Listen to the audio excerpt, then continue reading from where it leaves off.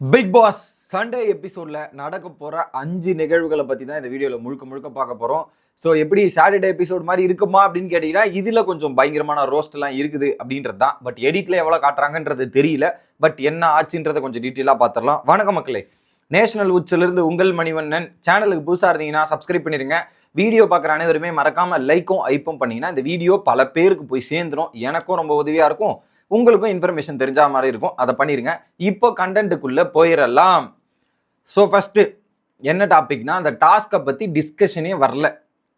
So அந்த என்னது ஜமீன்தாரும் நெக்லஸும் அந்த டாஸ்க்ல இவங்க விளையாடின கேம் பிளே சரியா விளையாடுனாங்களா தப்பா விளையாடுனாங்களா அப்படின்றதுல நாமினேஷன் ப்ரீ பாஸ் கேன்சல் பண்றாங்களா அப்படின்றா கேட்டிருந்தீங்களே, எதுவுமே கிடையாது. இது நியாயப்படுத்தி ஸோ அதில் வந்து ரெட்ரோ டீம் சூப்பராக பண்ணியிருக்காங்கன்ற மாதிரி பாராட்டி புகழ்ந்து தான் அந்த வெற்றியை நிலைநாட்டி இருக்கிறார்கள் அப்படின்றது தான்.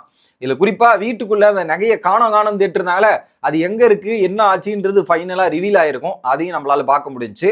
ஸோ அந்த டாஸ்கை பற்றின டிஸ்கஷன் நடக்கும் மேஜர் பார்ட்டா. அதில் நிறைய நபர்களுக்கு ரோஸ்ட் உழுது. கிட்டத்தட்ட ஒரு 6 பேருக்கு ரோஸ்ட் உழுகிறது அப்படின்றதான் தகவல்.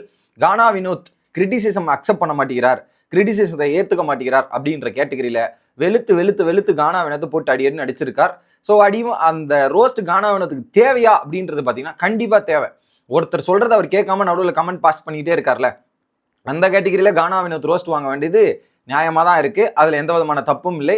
It was okay for me அப்படின்றதான் நான் நினைக்கிறேன். ஏன்னா அப்போ இந்த தப்பை திருத்திக்கிட்டு மாறி வரணும், அதுதான் கேமு. ஸோ அந்த தப்பை திருத்திக்கிட்டாருன்னா ஓகே.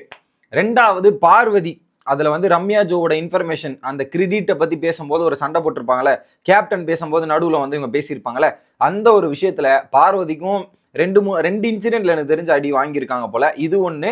இன்னொன்று விஜேஸோட கான்வர்சேஷன் நடக்கும்போது அங்கே ஒரு சில விஷயங்கள்லாம் நடந்திருக்கு. அதில் ஒரு பக்கம் பார்வதிக்கு ரோஸ்ட் விழுந்திருக்கு. மூணாவது, ரம்யா ஜோவோட பிஹேவியர், அவங்க சில விஷயங்கள்லாம் பேசியிருக்காங்கல்ல, அதில் வந்து உட்காரு அப்படின்ற மாதிரி, அதில் வந்து அவங்களோட டோனே சரி கிடையாது, அந்த வாய்ஸே கிடையாது. அதுல ரம்யா ஜோவுக்கும் ரோஸ்ட் விழுந்திருக்கு. ஏன்பா சனிக்கிழமை தான் போட்டு அடின்னு அடிச்சிங்க, பாவம்பா அந்த பொண்ணு ஞாயிற்றுக்கிழமையும் போட்டு அடிக்கணுமா அப்படின்ற ஒரு ஃபீல் தான் இருந்துச்சு ரம்யா ஜோ. அடுத்து கமருதீனுக்கு பெருசா எதிர்பார்த்த மாதிரி ரோஸ்ட் இல்லை, கமருதீனுக்கு தான் இன்னும் கொஞ்சம் பயங்கரமா ரோஸ்ட் இருக்கும். ஸோ இதுல விஜேஎஸ் ஒரு சில பார்ஷியாலிட்டியும் பார்க்குறாரு.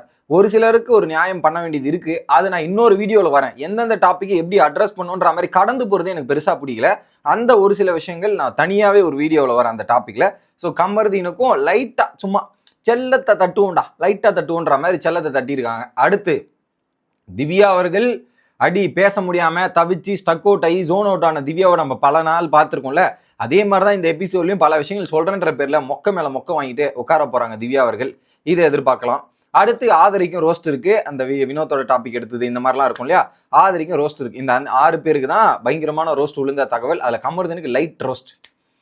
ஒரு விஷயம், டாஸ்க்ல வந்த விஷயங்களை பேஸ் பண்ணி ரோஸ்ட், இது எல்லாமே நடந்திருக்கு. ரெண்டாவதா என்ன அப்படின்றது பார்த்தீங்கன்னா, இறக்கி ஏத்துறது. ஸோ இந்த கேம்ல ஒருத்தரை இறக்கி இன்னொருத்தரை ஏத்தி அப்படின்ற மாதிரி, இந்த வீட்டில் நிறைய இந்த ஒரு டாபிக் இருக்குல்ல, ஒருத்தனை புட் டவுன் பண்ணி கீழே மெரிச்சு மேலே வர முயற்சி பண்றான் அப்படின்ற மாதிரி ஒரு விஷயங்கள்லாம் நடக்குதுல்ல. அந்த கேட்டகரியில ஒரு பக்கம் வீட்டுக்குள்ள ஒவ்வொருத்தரை பத்தி சொல்றாங்க. அதுல நிறைய பேர் நிறைய இம்ப்ரெசிவா சொல்லியிருக்காங்க, நிறைய பேரோட கேமை எக்ஸ்போஸ் பண்ணியிருக்காங்க அப்படின்றத சொல்லியிருக்காங்க.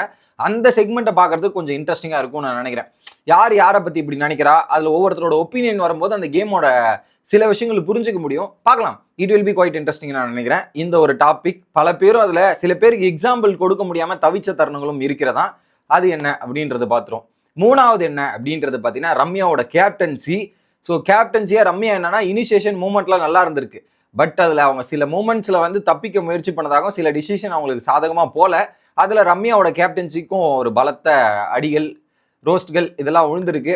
ஆரம்பம் நல்லா இருந்தது, ஃபினிஷிங் சரியில்லையாமா ரம்யா அப்படின்றது தான் ரம்யாவோட நிலைமை.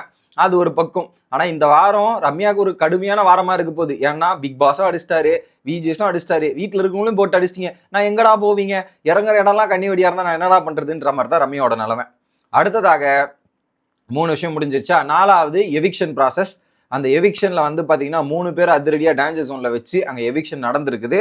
அதுல பிக் பாஸ் வீட்டை விட்டு யார் எலிமினேட் ஆவான்னு உங்களுக்கு தெரியும். ஆல்ரெடி நான் வீடியோல சொல்லியிருப்பேன். பிரஜன் எலிமினேட் ஆவார். அந்த செக்மெண்ட் வந்து கொஞ்சம் எமோஷனலா இருக்கும், குவைட் எமோஷனல். அதை பத்தி நம்ம தனியா அதுக்கப்புறம் பிரஜன் எலிமினேட் ஆனதுக்கு அப்புறம் ஸ்டேஜ்ல வந்து என்ன பேசுறார், இதெல்லாத்தையும் கொஞ்சம் அடுத்த வீடியோல டிஸ்கஸ் பண்ணுவோம். இதுதான் மெயின் எலமெண்ட். ஃபர்ஸ்ட் என்னன்னா, இந்த டாஸ்கை பத்தி மேஜர் டிஸ்கஷன். அதுல அந்த நகை திருட்டு, நகையோட கான்செப்ட், இது எல்லாமே வந்துடும். அதுல டாஸ்க்ல நிறைய பேர் வந்து ரோஸ்ட்லாம் செய்யப்பட்டதுனாங்களே, அந்த ரோஸ்ட் இந்த மாதிரி விஷயங்கள் அது 2வது விஷயம். ரோஸ்ட் கிஸ்ட் இதெல்லாம் பண்ணது அது 2வது. 3வது வந்து பாத்தீங்கன்னா இவன் இறக்கி மேல கீழே மேல அப்படின்ற மாதிரி ஒரு டாஸ்க் வாரம் வாரம் கொடுக்குற மாதிரி ஒரு டாஸ்க். 4வது எலிமினேஷன் ப்ராசஸ்ல ஒரு சில சேவிங் ஆர்டர் இருக்குது. இதுனா 4 விஷயங்கள் தான் சண்டே எபிசோடு. பட் சாட்டர்டே எபிசோட கம்பேர் பண்ணும்போது சண்டே எபிசோடு ஓரளவுக்கு நல்லா இருக்கும். ஒரு சில மூமெண்ட்ஸ்லாம் இருக்கு. சண்டே எபிசோடு பக்கெட்டை வச்சே முடிச்சிட்டீங்களாடா அப்படின்ற ஒரு ஃபீல் இருக்குல்ல. இது கொஞ்சம் நீங்க பார்க்கலாம்னு நினைக்கிறேன். அடுத்த வீடியோல வந்து சந்திக்கிறேன். Bye guys.